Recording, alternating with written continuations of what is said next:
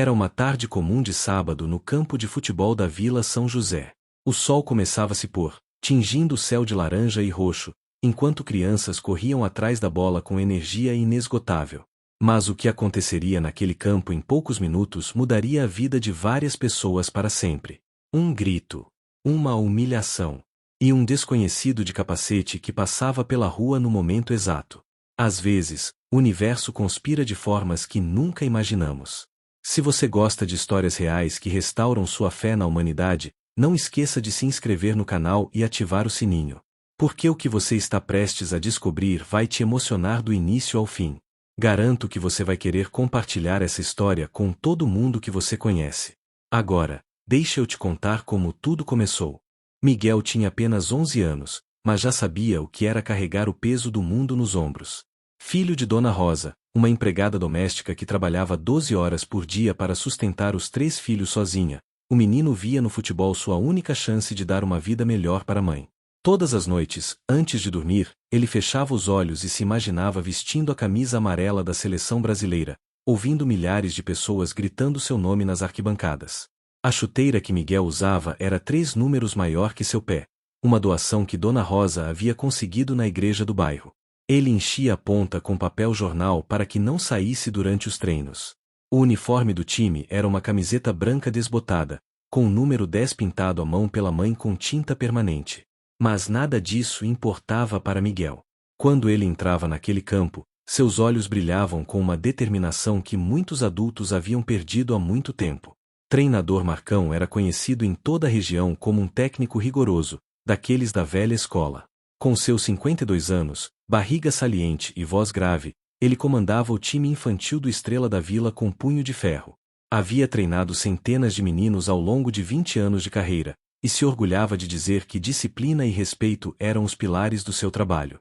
Mas por trás dessa fachada de autoridade, escondia-se um homem amargo, frustrado por nunca ter alcançado o sonho de treinar times profissionais. Naquela tarde de sábado, o time estava se preparando para o campeonato regional. Marcão observava os meninos correrem em campo, alguns com uniforme completo e chuteiras novas, outros, como Miguel, com o que conseguiam ter. O treino estava intenso, com corridas, dribles e finalizações. Miguel se destacava, mesmo com aquela chuteira enorme nos pés. Ele driblava, passava a bola com precisão, e quando finalizava, a bola entrava com força no gol. Os outros meninos o admiravam, e até mesmo os pais que assistiam da arquibancada comentavam sobre o talento daquele garoto magro de uniforme remendado. Mas o treinador Marcão não via com bons olhos. Para ele, Miguel representava tudo que estava errado no futebol brasileiro. Meninos pobres sonhando alto demais, sem estrutura, sem família rica para bancar peneiras em clubes grandes. Marcão tinha seus favoritos, os filhos de empresários do bairro, aqueles cujos pais pagavam mensalidades extras, levavam lanches para todo o time, faziam churrascos para confraternizar. Miguel nunca poderia oferecer isso. Dona Rosa mal conseguia pagar as passagens de ônibus para o filho ir aos treinos. Durante um exercício de passe, Miguel recebeu a bola e tentou um drible mais elaborado. A bola escapou por alguns centímetros e saiu pela linha de fundo. Foi então que a voz trovejante de Marcão ecoou pelo campo. Miguel, que droga de jogada foi essa? Você acha que é quem, moleque? Neymar? Messi? Você não passa de um pé de chinelo que nem chuteira direita tem para usar. O silêncio tomou conta do campo. Todos os meninos pararam. Os pais na arquibancada entreolharam-se, constrangidos. Miguel ficou parado, com a cabeça baixa, sentindo as lágrimas queimarem seus olhos, mas se recusando a deixá-las cair. O treinador Marcão não parou por aí. Algo nele havia se rompido, talvez toda a frustração acumulada de anos de fracassos pessoais. Ele caminhou em direção a Miguel com passos pesados, cada pegada fazendo o chão de terra parecer tremer. Os outros meninos se afastaram, criando um círculo em volta da cena que estava prestes a se desenrolar. Era como se todos soubessem que algo muito ruim estava para acontecer, mas ninguém tinha coragem de intervir. Olha só pra você, moleque. Marcão continuou, sua voz agora ainda mais alta, querendo que todos ouvissem.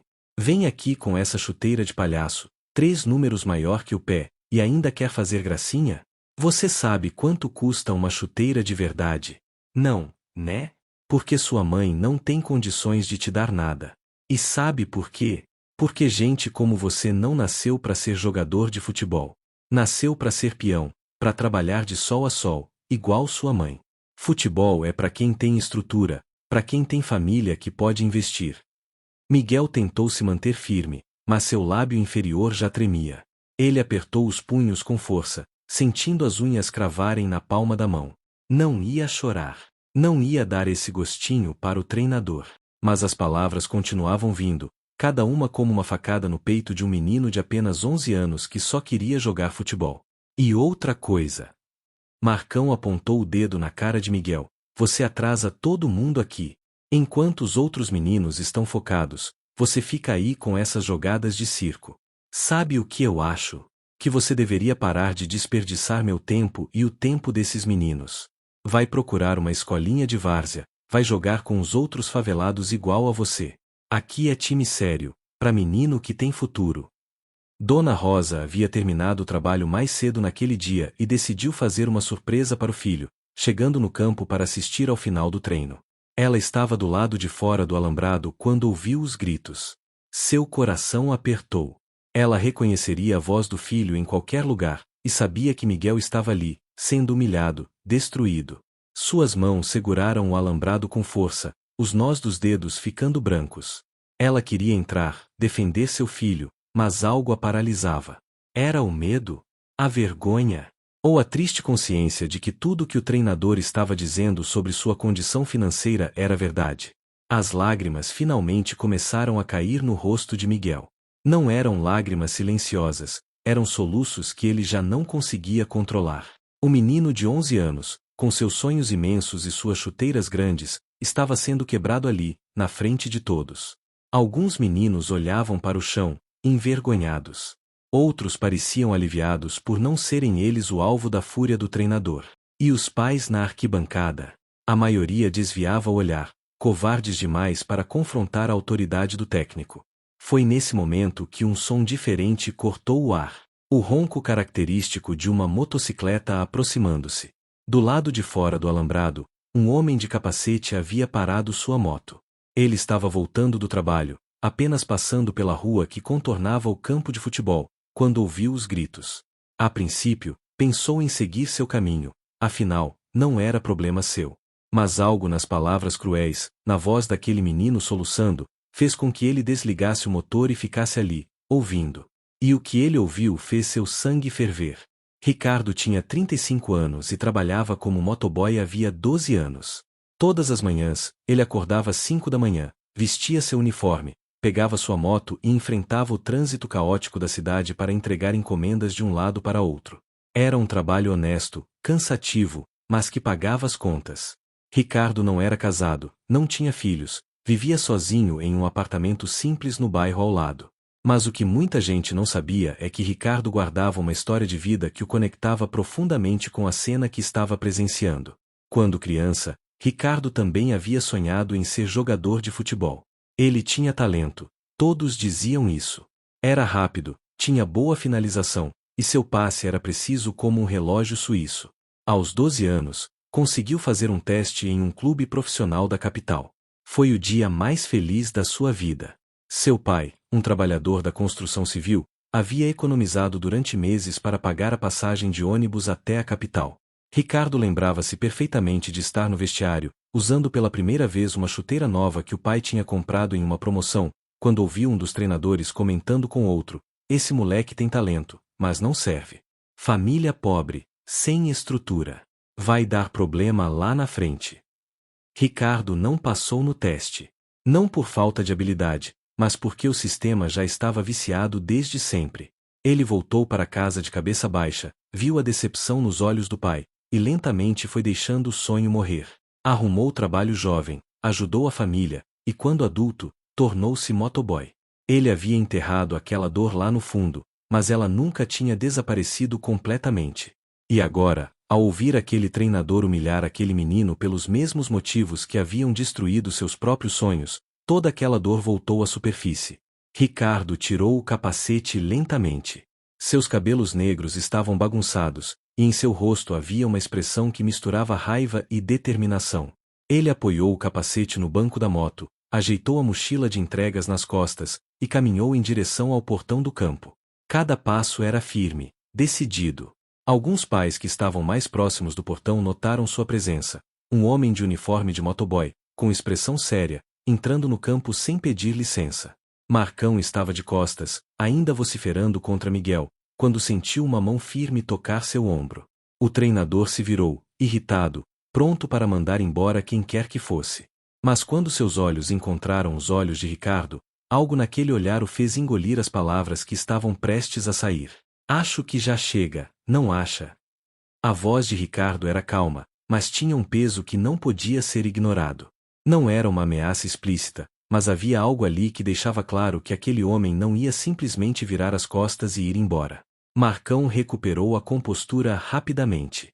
Afinal, ele era o treinador, a autoridade ali. Quem era aquele desconhecido para questioná-lo? E quem é você para vir aqui no meu treino me dizer o que fazer? Isso aqui não é problema seu. Sai do campo antes que eu chame a polícia. Ricardo não se moveu. Ele olhou para Miguel, que ainda estava de cabeça baixa, tentando esconder as lágrimas. Depois olhou ao redor, para os outros meninos, para os pais na arquibancada, para Dona Rosa que estava do outro lado do alambrado. E então voltou seus olhos para Marcão. Não vou sair. E você vai me ouvir, quer queira ou não. Porque o que você está fazendo aqui é destruir um menino. E eu não vou ficar parado vendo isso acontecer.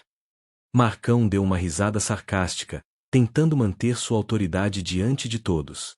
Olha só, pessoal.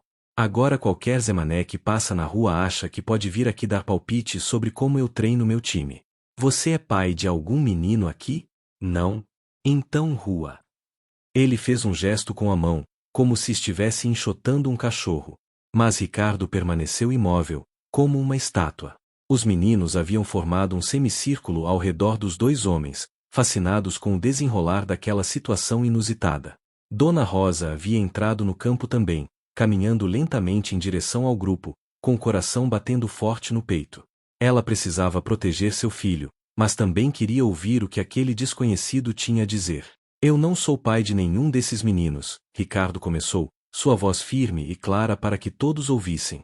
Mas eu já fui um deles. Eu fui exatamente como esse menino aqui. Ele apontou para Miguel, que finalmente levantou a cabeça, com os olhos vermelhos, para olhar para o homem que havia parado para defendê-lo. Eu era pobre, usava chuteira emprestada, uniforme remendado. Mas eu tinha talento. Tanto talento que consegui fazer um teste em um clube grande quando tinha 12 anos. Marcão revirou os olhos, mas alguns pais na arquibancada começaram a prestar atenção. Dona Rosa havia chegado perto de Miguel e colocado a mão no ombro do filho, em um gesto protetor. Ricardo continuou, e sua voz agora carregava toda a emoção de anos de mágoa guardada. Sabe o que o treinador disse sobre mim? Exatamente o que você acabou de dizer para esse menino. Que eu não tinha estrutura, que minha família era pobre, que eu não ia dar certo. E sabe o que aconteceu? Eu acreditei nele. Eu deixei aquelas palavras matarem meu sonho. Parei de jogar, arrumei trabalho, e hoje sou motoboy. É um trabalho honesto, não me envergonho dele, mas eu nunca vou saber até onde eu poderia ter chegado se alguém tivesse acreditado em mim. O silêncio no campo era absoluto agora. Até mesmo Marcão havia ficado quieto, embora seu rosto estivesse vermelho de raiva ou vergonha, era difícil dizer. Ricardo deu um passo à frente, diminuindo ainda mais a distância entre ele e o treinador. Você sabe qual é o seu problema? Você não é um técnico. Você é um covarde frustrado que descarrega suas frustrações em crianças.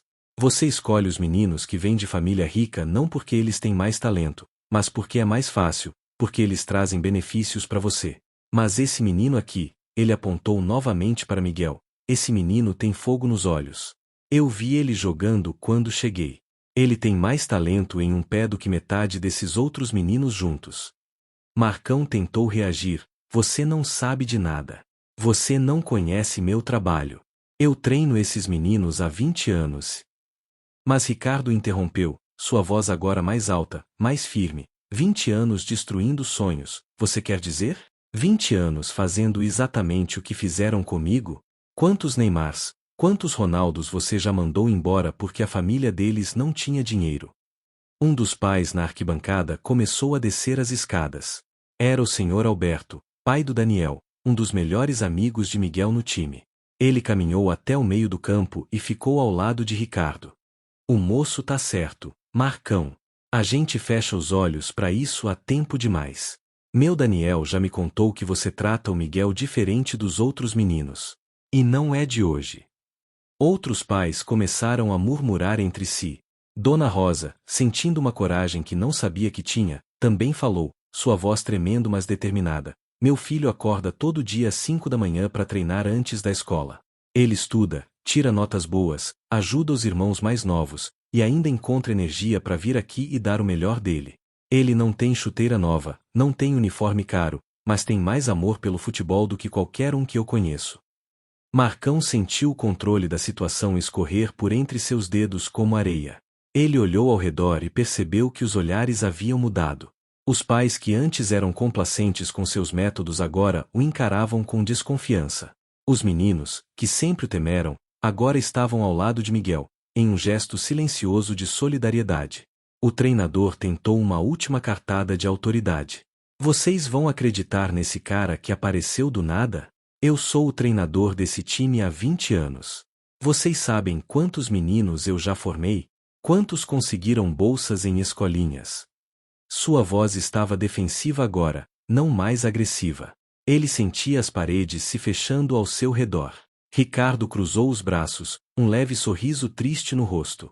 Quantos, Marcão? Quantos realmente conseguiram?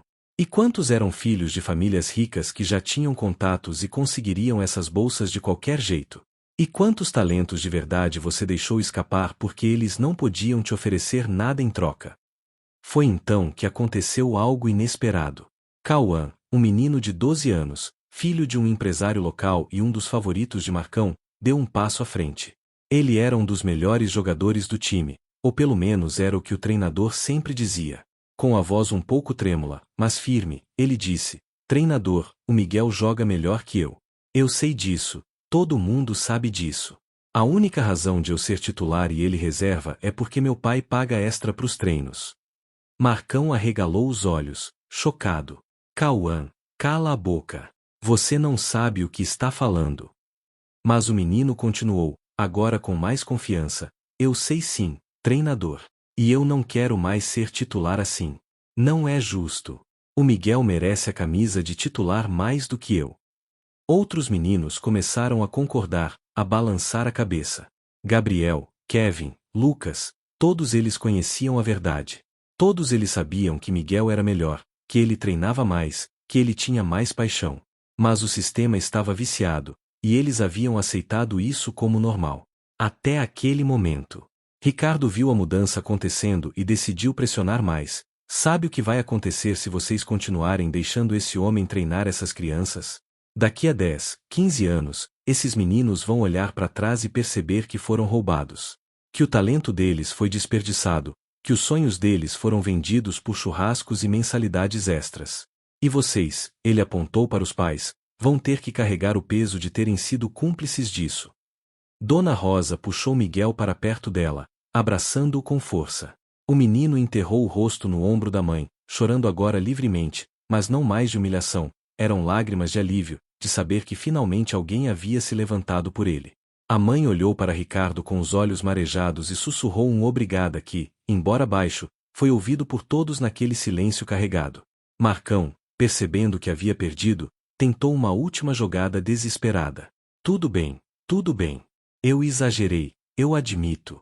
O Miguel pode continuar no time. Vamos esquecer isso e seguir em frente com o treino. Ele forçou um sorriso conciliador, mas Ricardo balançou a cabeça. Não. Não vai ser assim tão fácil.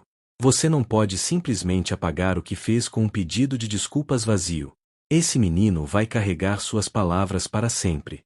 Eu ainda carrego as palavras que me disseram quando tinha a idade dele. A questão não é se o Miguel pode continuar no time. A questão é se você merece continuar como treinador. A bomba havia sido lançada. Os pais se entreolharam, a realidade da situação finalmente os atingindo em cheio. O senhor Alberto foi o primeiro a falar. Acho que precisamos de uma reunião com todos os pais. Hoje mesmo. Precisamos decidir o futuro desse time e desse treinador. 1 hora depois, todos os pais estavam reunidos na pequena arquibancada do campo. Marcão estava sentado em um canto, de braços cruzados, visivelmente incomodado. Ricardo havia ficado, a pedido de Dona Rosa e outros pais que queriam que ele participasse da conversa. Miguel e os outros meninos estavam sentados na grama, ouvindo tudo à distância, suas chuteiras ao lado, o treino esquecido. O senhor Alberto, que era advogado e tinha uma forma natural de liderar, assumiu a frente da reunião. Bom, acho que todos aqui vimos o que aconteceu hoje. E não é a primeira vez. Muitos de vocês já ouviram seus filhos reclamarem do tratamento do treinador Marcão. Mas hoje as coisas foram longe demais. Um menino de 11 anos foi publicamente humilhado, não por falta de habilidade, mas por ser pobre. Isso é inaceitável. Alguns pais concordaram, balançando a cabeça. Outros pareciam desconfortáveis, provavelmente porque eram eles que pagavam extras e se beneficiavam do sistema corrupto. Uma mãe, a senhora Patrícia, levantou a mão. Mas o que vamos fazer? Demitir o Marcão? Quem vai treinar os meninos? O campeonato regional é daqui a 3 semanas. Ricardo, que havia permanecido em silêncio até então, pediu a palavra. Posso dizer algo? Alberto acenou que sim. Olha, eu entendo a preocupação de vocês com o campeonato. Mas vocês precisam entender que o que está em jogo aqui é muito maior do que ganhar ou perder um troféu. Vocês estão formando o caráter desses meninos. Estão ensinando valores a eles. E se vocês mantiverem esse treinador, o que vocês estarão ensinando? Que é aceitável humilhar os outros. Que dinheiro vale mais que talento e esforço. Que está tudo bem passar por cima de quem tem menos. O silêncio que se seguiu foi pesado. Uma das mães começou a chorar silenciosamente. Outro pai baixou a cabeça, incapaz de olhar para os próprios filhos que observavam de longe. Marcão tentou se defender mais uma vez. Eu já treinei centenas de meninos. Alguns até conseguiram carreira no futebol. Vocês vão jogar tudo isso fora por causa de um momento de estresse? Foi Dona Rosa quem respondeu, sua voz surpreendentemente firme para alguém tão acostumado a se encolher diante da autoridade. Não é um momento de estresse, senhor Marcão. O senhor tentou destruir meu filho. Disse que ele não tinha futuro, que deveria desistir do sonho dele. Meu Miguel tem 11 anos. 11 anos. E o senhor achou que tinha o direito de dizer a ele que ele não vale nada. As lágrimas corriam pelo rosto de Dona Rosa, mas ela não parou. Eu trabalho 12 horas por dia para dar o que posso para os meus filhos. Não é muito, eu sei. Mas eu ensino eles a trabalharem duro, a serem honestos, a não desistirem dos sonhos. E aí meu filho vem para cá, pro lugar que ele mais ama, e é destruído por um adulto que deveria estar ensinando e motivando ele? Não. Isso não pode continuar. O senhor Alberto voltou a falar. Eu proponho o seguinte, vamos votar. Quem é a favor de afastar o treinador Marcão? Uma a uma, as mãos foram se levantando. No final, 15 das 20 famílias presentes votaram pelo afastamento. Marcão ficou pálido, incrédulo.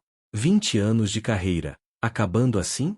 Mas então veio a pergunta inevitável: e quem vai treinar os meninos? Todos olharam uns para os outros, ninguém tinha resposta. Foi quando o senhor Alberto teve uma ideia: e se o Ricardo treinasse? Ele jogou quando era jovem, ele claramente entende do assunto, e mais importante, ele se importa com essas crianças. Todos os olhos se voltaram para Ricardo, que arregalou os olhos, completamente pego de surpresa. Eu? Não, eu sou só um motoboy. Eu não tenho formação para isso, eu não. Mas Dona Rosa o interrompeu, o senhor tem algo muito mais importante que formação. O senhor tem coração. E foi o senhor que defendeu meu filho quando ninguém mais fez. Ricardo passou a noite sem dormir. Sentado no sofá do seu pequeno apartamento, ele segurava uma bola de futebol velha que guardava há anos, a última bola com a qual havia jogado antes de desistir do sonho. Será que ele realmente podia fazer isso? Treinar um time de crianças? Ele não tinha certificado de treinador, não tinha experiência formal. Mas ele tinha algo que percebeu que era mais valioso. Ele sabia exatamente o que aqueles meninos precisavam ouvir. Na segunda-feira de manhã, Ricardo ligou para sua empresa de entregas e pediu demissão. Seu chefe achou que ele havia enlouquecido. Você vai largar um emprego fixo para treinar um bando de moleques de várzea, sem salário garantido? Ricardo sorriu. Sim. E é a melhor decisão que já tomei. Os pais do time se organizaram para pagar um salário modesto a Ricardo. Não era muito, mas era o suficiente para ele viver.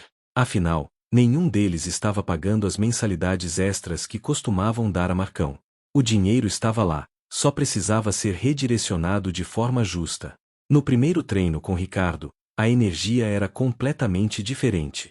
Ele chegou de bicicleta, havia vendido a moto para ajudar a comprar equipamentos novos para o time, com uma mochila cheia de cones, coletes e algumas bolas novas. Mas o mais importante era sua atitude. Ele cumprimentou cada menino pelo nome, olhou nos olhos de cada um, e disse algo que Marcão nunca havia dito: eu acredito em vocês. Para Miguel, Ricardo tinha uma atenção especial. Ele trouxe uma chuteira, não era nova, era dele própria da época em que jogava, mas estava em bom estado e era do número certo. Eu guardei essa chuteira durante 20 anos, esperando que um dia eu pudesse fazer algo útil com ela. Acho que esse dia chegou. Miguel pegou a chuteira com as mãos trêmulas, os olhos brilhando. Era a primeira chuteira que realmente servia no seu pé. Os treinos de Ricardo eram diferentes. Ele não gritava, mas sabia se fazer ouvir. Ele corrigia os erros com paciência, ensinava técnicas que havia aprendido quando jovem, mas principalmente, ele valorizava cada menino pelo que ele era, não pelo que sua família tinha. Cauã, o menino que antes era favorito de Marcão, inicialmente teve dificuldade em aceitar que agora teria que competir pela posição de titular de igual para igual. Mas Ricardo trabalhou com ele, mostrou que a verdadeira vitória não estava em ser favorito de um treinador corrupto, mas em dar o seu melhor e ser honesto consigo mesmo. 3 semanas se passaram rapidamente. O campeonato regional chegou. O Estrela da Vila ia enfrentar o Panteras FC, um time conhecido por ter uma escolinha estruturada, com patrocinadores e equipamentos caros. Quando os times se alinharam para o hino, Ricardo olhou para seus meninos, todos com uniformes simples mas limpos, chuteiras de várias marcas e condições, mas todos com o mesmo fogo nos olhos. Miguel era o capitão. Ricardo havia decidido que seria assim, não apenas pelo talento do menino, mas pelo que ele representava: superação, determinação, a prova viva de que circunstâncias não definem destino. Quando o juiz apitou o início da partida, algo mágico aconteceu. O time jogava como nunca antes. Havia uma sintonia, uma harmonia que não existia nos tempos de Marcão. Cauã passou a bola para Miguel com precisão. Miguel driblou 2 marcadores e tocou para Gabriel, que finalizou. O goleiro defendeu, mas Kevin pegou o rebote e marcou. 1-0. A arquibancada explodiu em gritos de alegria.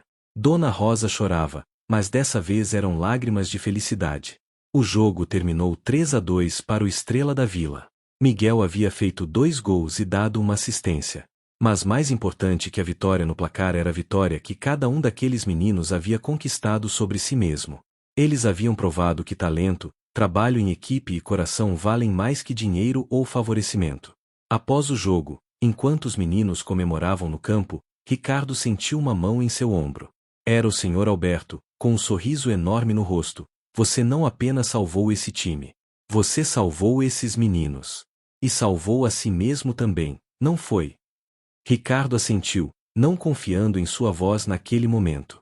Ele havia finalmente feito as pazes com aquele menino de 12 anos que ainda vivia dentro dele, aquele que teve o sonho roubado. Ele não podia mais jogar, mas podia fazer algo melhor, podia garantir que outras crianças não passassem pelo que ele passou. 6 meses se passaram desde aquele dia em que um motociclista parou ao ouvir um treinador gritar com um menino. O Estrela da Vila havia se tornado uma referência na região, não pelos títulos, embora tivessem ganhado alguns campeonatos, mas pela filosofia que Ricardo havia implementado. Ele criou uma regra simples: qualquer criança que quisesse jogar era bem-vinda, independente da condição financeira. As mensalidades eram voluntárias, cada família contribuía com o que podia. Miguel continuava sendo o destaque do time, mas agora estava diferente. Ele tinha ganhado confiança, tinha crescido não apenas como jogador, mas como pessoa. Suas notas na escola haviam melhorado, ele sorria mais, e os sonhos que quase foram destruídos agora brilhavam mais fortes do que nunca. 2 olheiros de times profissionais já haviam vindo assistir aos jogos do Estrela da Vila, e o nome de Miguel estava em seus cadernos. Dona Rosa conseguiu um emprego melhor, com menos horas e salário um pouco maior. Ela nunca perdeu um jogo do filho desde aquele dia. E sempre que via Ricardo no campo, treinando os meninos com paciência e carinho, seu coração se enchia de gratidão. Aquele desconhecido de capacete havia mudado a vida de sua família para sempre. Ricardo também havia mudado. Ele não era mais apenas um motoboy desistindo de seus sonhos, era um formador de sonhos. Ele acordava todos os dias com propósito, sabendo que estava fazendo diferença na vida de dezenas de crianças. Ele havia voltado a estudar, fazendo curso de treinador profissional nas noites de terça e quinta. Um dia, quem sabe, ele poderia treinar times maiores. Mas mesmo que isso nunca acontecesse, ele sabia que já havia vencido na vida. Quanto ao Marcão, ele tentou arrumar trabalho em outros times da região, mas a história do que havia acontecido se espalhou. Ninguém queria um treinador que humilhava crianças. Ele acabou trabalhando como segurança em um shopping center. Alguns dizem que ele aprendeu a lição, que se arrependeu do que fez. Outros dizem que ele ainda culpa Ricardo e os pais por terem arruinado sua carreira. A verdade é que as ações têm consequências, e Marcão estava colhendo o que plantou durante anos. A história do motociclista que parou para defender um menino se espalhou pelas redes sociais. Jornais locais fizeram reportagens sobre o Estrela da Vila e sua filosofia inclusiva. Ricardo começou a receber mensagens de pessoas do país inteiro contando histórias parecidas, de talentos desperdiçados por preconceito, de sonhos mortos por falta de oportunidade. Ele respondeu a todos, oferecendo palavras de encorajamento. E para aqueles que ainda tinham idade para tentar, ele dizia sempre a mesma coisa: nunca deixe que alguém mate seu sonho. Se você tem fogo nos olhos e disposição para trabalhar, você tem tudo o que precisa. Em um domingo especial, o Estrela da Vila organizou um jogo festivo. Era um jogo entre os meninos do time e um time formado pelos pais. A arquibancada estava lotada, famílias inteiras vieram para comemorar não apenas o aniversário de um ano da nova gestão do time, mas para celebrar a comunidade que havia se formado ali. Antes do jogo começar, Ricardo pediu para falar no microfone improvisado. Há um ano, eu passei por essa rua voltando do trabalho. Ouvi um menino sendo destruído por um adulto. Eu poderia ter continuado meu caminho, mas algo dentro de mim disse que não, que dessa vez eu precisava agir. Hoje, olhando para todos vocês aqui, para esses meninos que cresceram tanto, para essa comunidade que se uniu, eu sei que foi a melhor decisão da minha vida. E sabe o que eu aprendi? Que cada um de nós tem o poder de mudar vidas. Não precisa ser um gesto enorme. Às vezes, basta parar, ouvir, e se colocar ao lado de quem precisa. Esse é o legado que eu quero deixar, não apenas times vencedores, mas pessoas que sabem que vale a pena lutar pelos outros. A arquibancada aplaudiu de pé. Miguel, agora com 12 anos, estava ao lado de Ricardo com a braçadeira de capitão. Ele pegou o microfone e, com a voz ainda infantil mas cheia de emoção, disse: Treinador Ricardo, o Senhor não salvou apenas meu sonho. O Senhor me ensinou que não importa de onde a gente vem, importa para onde a gente quer ir. E me ensinou que, quando chegamos lá, a gente tem que estender a mão para ajudar quem está vindo atrás. Eu prometo que, se um dia eu chegar a ser jogador profissional, eu nunca vou esquecer de onde vim, e vou fazer pelos outros o que o Senhor fez por mim. Não havia um olho seco na arquibancada. Dona Rosa chorava abraçada com outras mães. O Sr. Alberto filmava tudo com o celular, querendo guardar aquele momento para sempre. E Ricardo, o ex-motoboy que tinha os próprios sonhos quebrados 20 anos atrás, finalmente entendia o significado de redenção. Anos depois, Miguel de fato conseguiu se tornar jogador profissional. Não chegou a ser uma estrela internacional, mas teve uma carreira sólida em times da segunda divisão, ganhando o suficiente para tirar a mãe da vida de trabalho pesado e garantir educação para os irmãos mais novos. E em toda entrevista que dava, ele contava a história do treinador que o humilhou e do motociclista que parou para defendê-lo. Ricardo continuou treinando o Estrela da Vila, recusando propostas de times maiores. Para ele, o importante não era o glamour, mas o impacto. Ao longo dos anos, ele treinou centenas de crianças.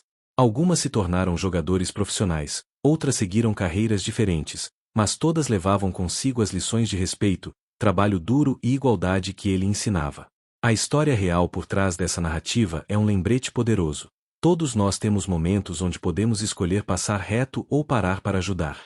Quantos talentos são desperdiçados todos os dias porque alguém em posição de autoridade usa seu poder para destruir em vez de construir?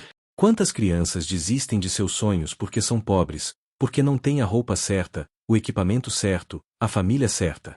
Mas também é uma história de esperança. Porque mostra que uma única pessoa, disposta a agir, pode mudar tudo. Ricardo não era rico, não era famoso, não tinha poder.